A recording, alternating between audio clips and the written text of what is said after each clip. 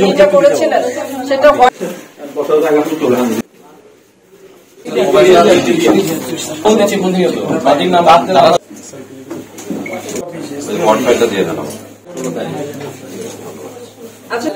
আমার ফোন হারাইছিল। আমার অনুভূতি অনেক ভালো, কারণ রাজবাড়ী পুলিশ অনেক ভালো, আমার ফোনটা উদ্ধার করে দিচ্ছে। আজ 30/1/2025 সালে আমি ফোনটা পাইলাম।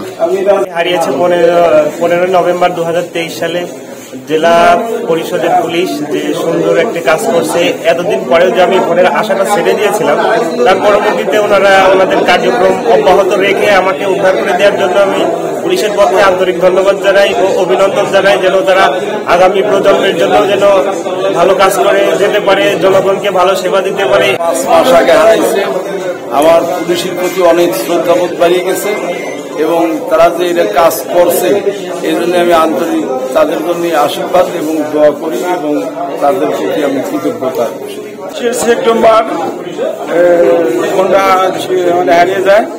বর্তমান মোটামুটি আসলে বাংলাদেশের পুলিশ প্রশাসনের কার্যক্রম খুব ভালোই লাগছে। মানে আমি জানতাম না যে এই ফোনটা পাবো। আসলে দেশের যে পরিস্থিতি, আমি চিন্তা ভাবনা করে মানে ফোনের মানে কোনো পাওয়ার সম্ভাবনা নাই, চিন্তা হারিয়ে গেছিল আমার মন থেকে। কিন্তু এখন আমার ভালো লাগতেছে। আসলে দেশের জন্য প্রশাসন ভালো কিছু করবে এবং ভবিষ্যতে ভালো কিছু করবে, এটাই আর কি চেষ্টা। এই প্রত্যাশা আমার চেষ্টা করি দেশের জন্য কিছু করবো। আপনাদের কিছু মোবাইল ফোন হারিয়ে গিয়েছিল, সেই মোবাইল ফোনগুলো আমরা উদ্ধার করেছি।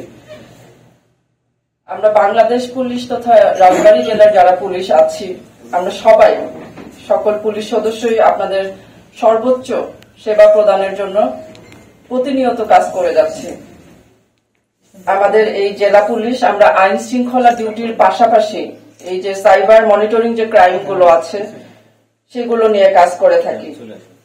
এই যে হারানো মোবাইল ফোন জিডি যেগুলো হয়, বিকাশ প্রতারণা, ফেসবুক হ্যাকিং, এইসব বিষয়েও আমরা কাজ করে থাকি। আমাদেরকে তাৎক্ষণিকভাবে ইনফর্ম করলে বা জিডি করলে বিষয়টি আমরা এই জিডির প্রেক্ষিতে এই কাজগুলো করে থাকি। আমরা গত 23/10/2024-এ 66টি মোবাইল ফোন উদ্ধার করে এরকম প্রকৃত মালিকের হাতে তুলে দিয়েছি।